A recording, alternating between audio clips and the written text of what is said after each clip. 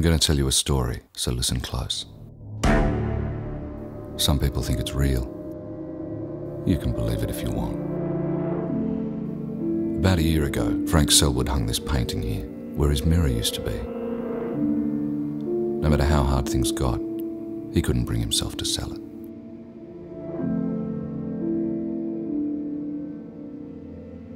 The mirror used to make the room look bigger, but it was just an illusion. The problem was Frank had a habit of looking into it. See, when you stand in front of a mirror too long, you start to become unrecognisable to yourself, like you're looking at a self-portrait you painted in another life, another time. You begin to see beyond the obvious features. You begin to see the truth. And then you can't look away.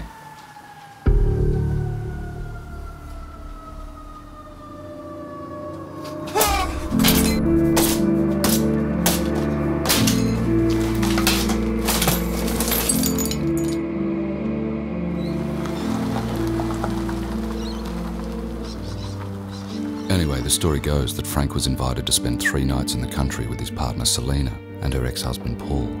For some reason he agreed. Come on.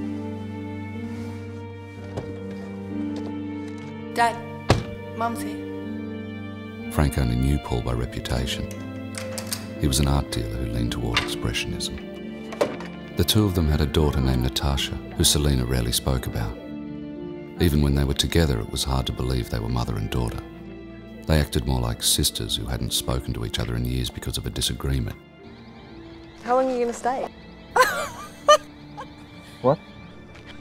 What kind of man would invite his ex-wife and her lover to his house for the weekend?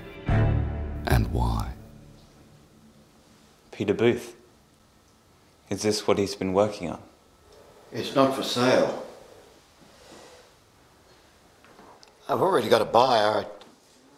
I just thought you'd like to see it before I ship it off to Beijing. I give you 600,000.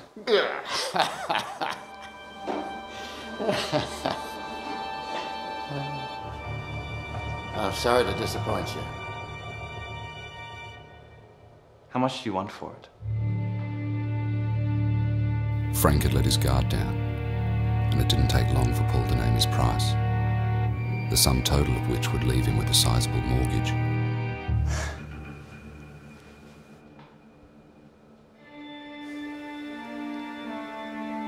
You're serious? Most men would have lost their nerve. Most men would have wilted and walked away. But Frank had stared into the painting just a moment too long. It's his best work yet. Really? Why do you think? The texture. I don't know how he did it. So bold.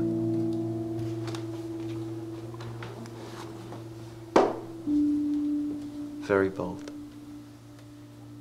It's like nothing he's done before.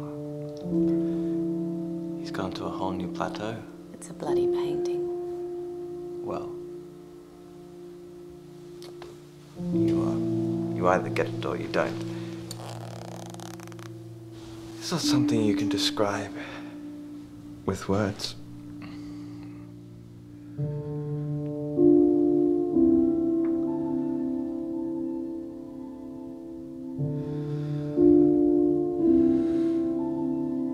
While Frank enjoyed himself with a young man's hunger, he couldn't help thinking, not everyone gets the chance to have what they most desire.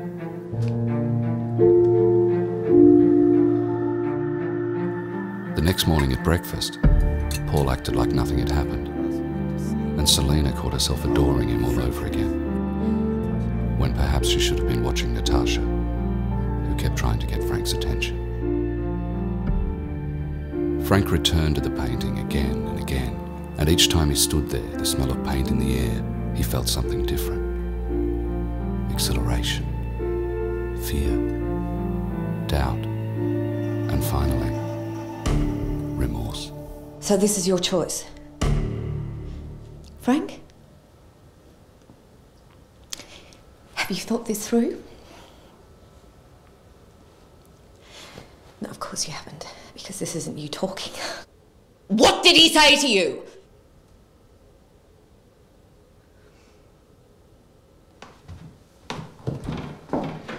Selina.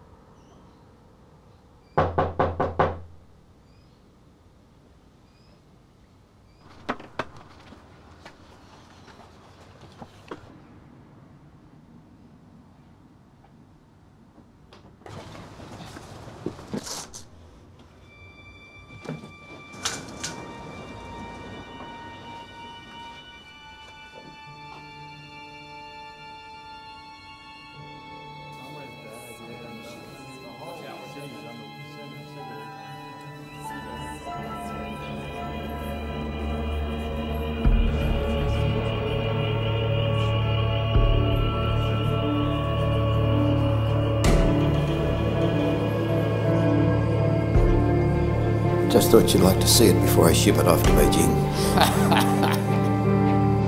I give you 600,000. It's a bloody painting.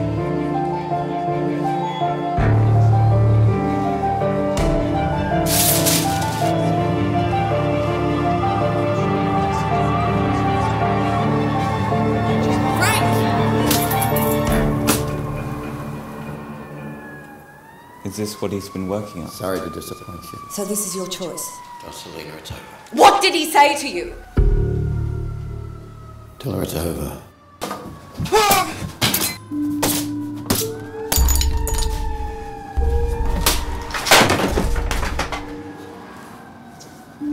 When he finally realised what he was doing, the painting was unrecognisable.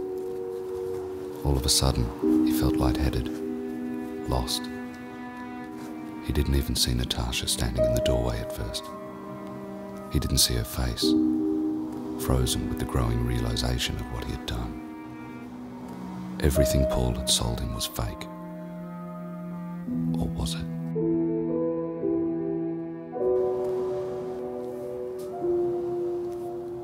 Neither one of them wanted to admit that the painting was real, but neither one of them, in that moment, had the will to look away.